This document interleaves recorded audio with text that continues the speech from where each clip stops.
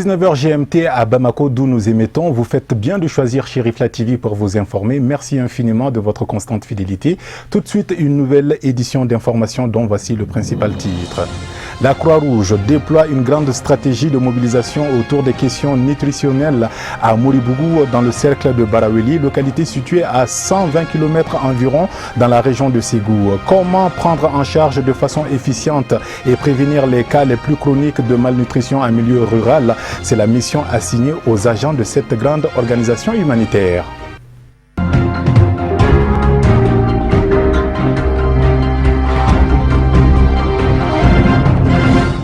Nous sommes le vendredi 28 avril 2017. Bonjour, bonsoir mesdames et messieurs et bienvenue dans cette nouvelle édition d'information sur Chérifla TV.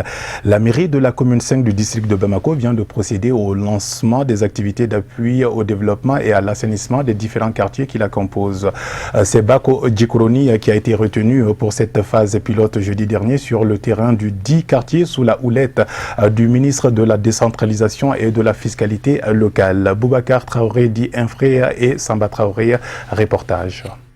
Ce programme d'appui au développement et à l'aménagement urbain de Bako Djikroni est la manifestation d'une franche collaboration entre la population et la mairie de la commune 5. Permettez-moi de rendre grâce à Allah qui nous a permis de nous retrouver autour de cette cérémonie qui marque le début des opérations de drainage et de voirie de Bako Djikroni. Le lancement de ce jour des travaux de voirie et de drainage des eaux pluviales du projet d'appui au développement et l'aménagement du quartier de Bako Djikroni consacre le couronnement d'un long et complexe processus. À l'origine, il faut le rappeler, la CADEM et l'ANSID ont légitimement relayé la forte demande sociale des bénéficiaires par l'entremise de la mairie de la commune 5 du district de Bamako. Pour les partenaires techniques et financiers, ces projets urbains concernent l'assainissement, notamment l'évacuation des eaux usées, le pavage et l'éclairage public. Le projet qui lance ses travaux aujourd'hui est d'un montant de près de plus d'1,5 milliard de francs CFA. Elles ont déjà permis l'accès à des services essentiels, l'accès à l'eau,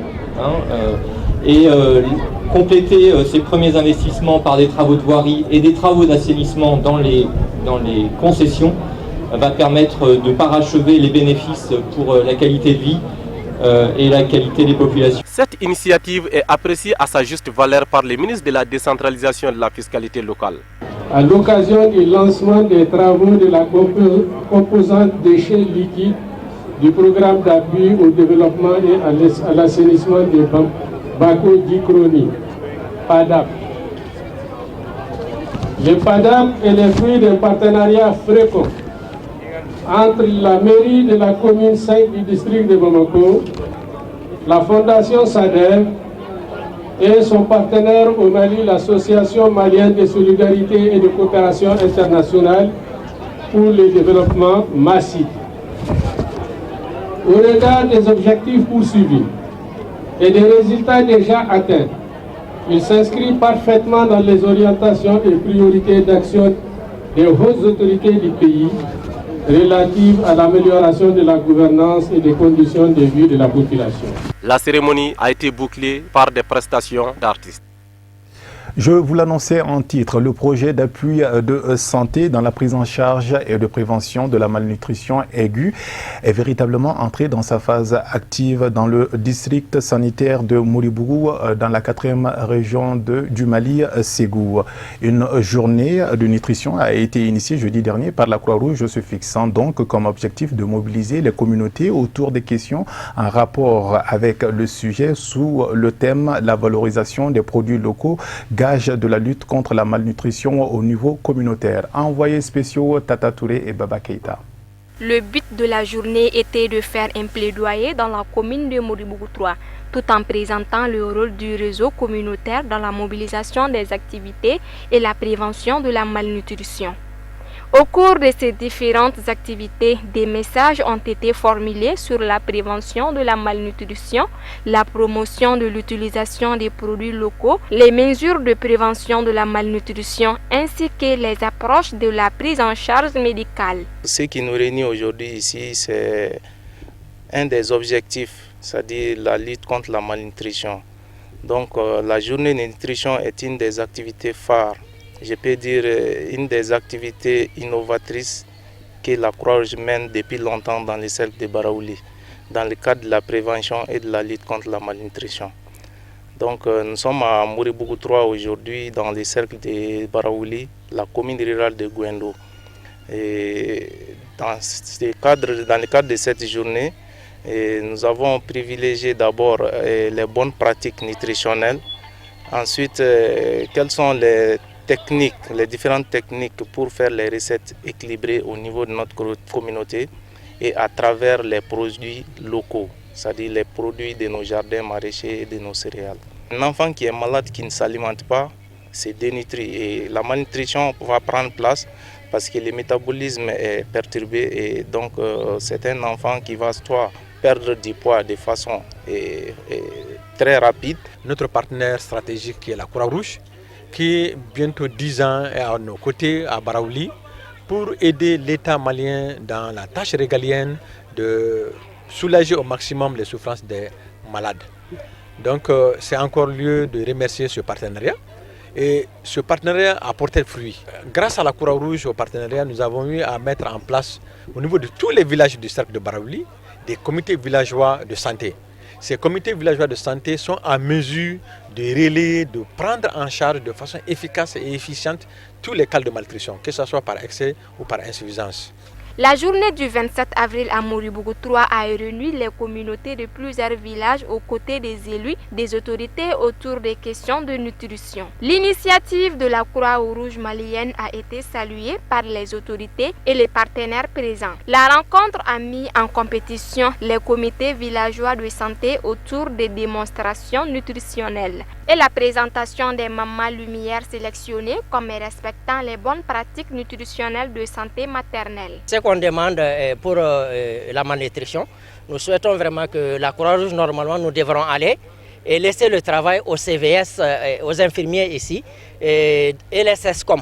Ce que nous allons leur demander, c'est vraiment de continuer sur nos traces, faire de telle sorte que vraiment le travail puisse aller de loin, très loin. Les villages de Mouribougou 3, Gouendo, Bagimba et Kouralé ont présenté leurs recettes et les bonnes pratiques mises en place. La cérémonie s'est clôturée par la remise des prix aux comités villageois et aux mamans lumière suivi d'un sketch sur la thématique du lavage des mains au savon pendant les moments critiques. Actualité internationale à présent, le pape François est en visite de 2 jours en Égypte sur invitation du grand imam Al-Azhar Ahmed El-Taheb. Occasion donc pour le souverain pontife de porter un message fort d'unité entre les chrétiens et les sunnites dans la lutte contre l'extrémisme dans le pays. Le Saint-Père en a également profité pour donner une messe devant plus de 300 000 fidèles. Kafouné Batili pour le commentaire. Il y a environ 800 000 catholiques en Égypte et plus de 8 millions de coptes orthodoxes qui se réfèrent à leur clergé, dirigé par le pape Tawadros II, qui rencontrera également brièvement le pape François. Le pape François devra arriver à 14h au Caire à l'invitation du grand imam d'Al-Azhar Ahmed El-Taheb, qui a lancé hier une conférence internationale de la paix destinée principalement à entretenir le dialogue islamo-chrétien. Jean-Paul II avait visité l'Égypte en l'an 2000. 17 ans plus tard, le pape François entame une visite de 2 jours dans ce grand pays en majorité musulmane. 2 semaines après un double attentat ayant visé des églises orthodoxes et tuant 45 personnes, le pape se déplace en Égypte dans le but de porter un message fort d'unité entre les chrétiens et les sunnites dans la lutte contre l'extrémisme. Les chrétiens d'Égypte se réjouissent de la visite du pape François. Ils estiment que sa venue est importante pour la promotion du dialogue entre les communautés. Les autorités, eux, n'ont pas lésiné sur les mesures de sécurité pour protéger les zones qui seront empruntées par le Saint-Père. Environ 20 000 membres des forces de sécurité sont spécialement déployés dans tout le cœur. À Zamalek, le quartier branché de la capitale où le chef de l'église catholique séjournera à l'ambassade du Vatican. Certaines rues sont bouclées et plusieurs immeubles ont été inspectés. Selon plusieurs témoins, la cathédrale du cœur, victime d'un attentat en décembre, et où le pape François rencontrera aujourd'hui le patriarche copte d'orthodoxe Tawadros II est quadrillé par les forces de sécurité. Le Saint-Père devrait donner une messe devant plus de 30 000 fidèles.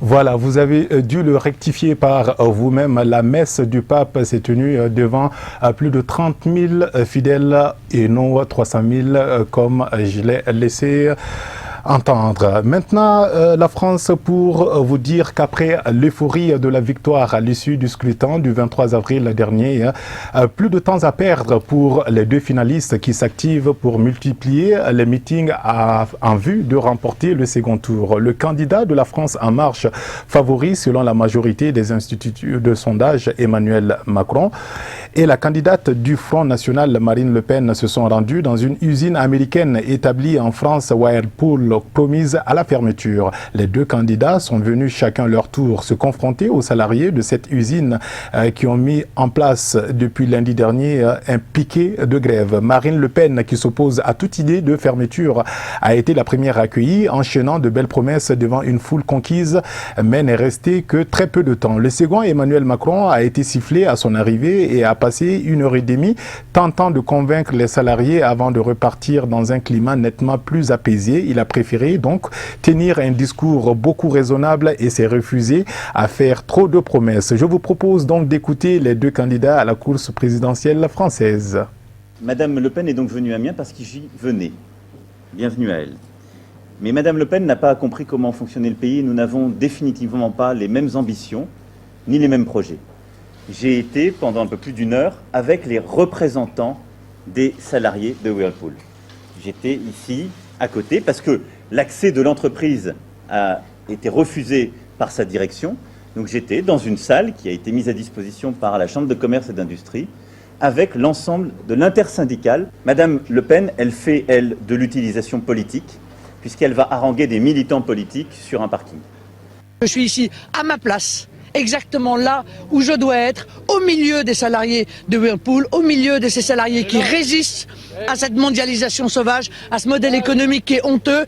Je ne suis pas en train de manger des petits fours avec quelques représentants qui en réalité ne représentent que même. Emmanuel Macron venait ici et qu'il n'entendait pas rencontrer les salariés, qu'il n'entendait pas venir sur ce piquet de grève, mais qu'il allait à l'abri dans je ne sais quelle salle de la chambre de commerce pour rencontrer 2-3 personnes triées sur le volet, eh bien j'ai trouvé que c'était une preuve tellement de mépris à l'égard de ce que vivent les salariés de Whirlpool que j'ai décidé de sortir de mon conseil stratégique et de venir vous voir.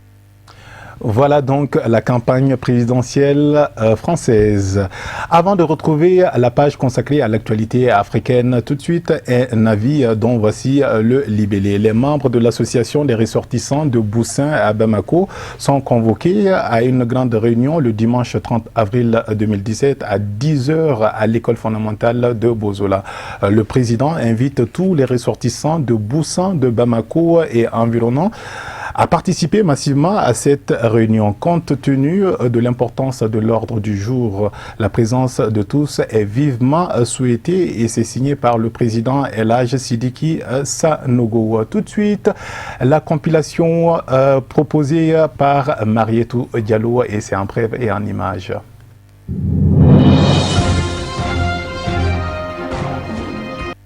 Hissène Habré, 74 ans, finira donc ses jours en prison. Lors de son procès en appel, les condamnations en première instance, sauf celle pour viol, ont été confirmées. L'ex-président, jugé pour son règne absolu sur le Tchad entre 1982 et 1990, est donc définitivement condamné à la prison à perpétuité pour crimes de guerre, crimes contre l'humanité et actes de torture.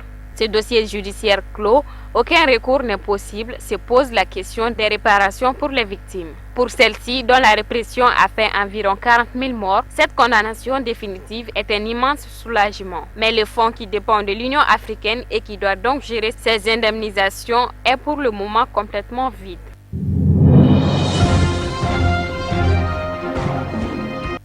En RDC, 165 organisations congolaises de la société civile et de défense des droits humains appellent à une enquête internationale indépendante sur les violations massives des droits de l'homme dans les provinces de Kasai, Kasai central, Kasaï oriental et Lomami. Des crimes qui mettent en cause les forces gouvernementales et les miliciens du chef coutumier Kamounan Zapou. Une enquête de la justice militaire congolaise a été diligentée par les Kasaï centrales et orientales, mais les ONG en question mettent en doute son impartialité et son indépendance.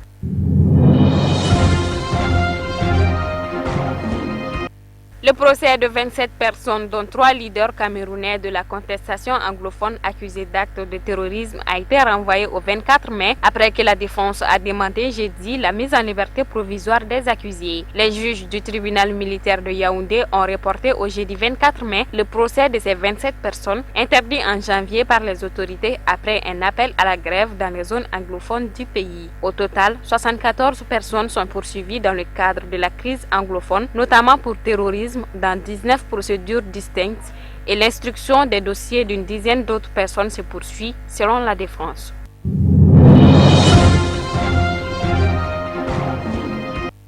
L'ex-premier ministre kenyan Raila Odinga a été désigné jeudi candidat de la coalition de l'opposition pour la présidentielle du 8 août lors d'un grand meeting à Nairobi. Vétéran de la scène politique kenyane, déjà 3 fois candidat malheureux à la présidence, il affrontera le chef de l'État sortant, Uhuru Kenyatta, qu'il avait battu au premier tour lors du précédent scrutin. Lors des rassemblements géants réunissant plusieurs dizaines de milliers de personnes dans le principal parc du centre de Nairobi, la coalition d'opposition baptisée NASA a mis fin à plusieurs mois de suspense et d'intenses tractations en annonçant son ticket présidentiel.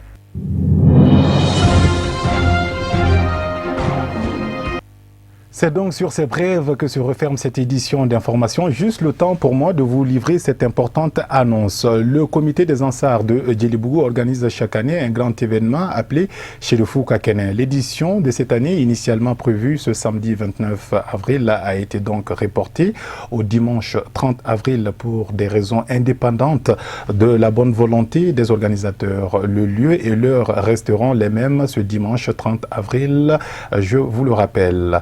Le comité de Djelibougou, le comité des Ansars de Djelibougou présente donc ses excuses pour ce léger report et vous remercie de votre bonne compréhension. À 21h, vous avez rendez-vous avec Moussa Fomba pour la présentation du bulletin d'information en langue nationale. Excellente suite de programmes sur Chérifla TV et à très bientôt.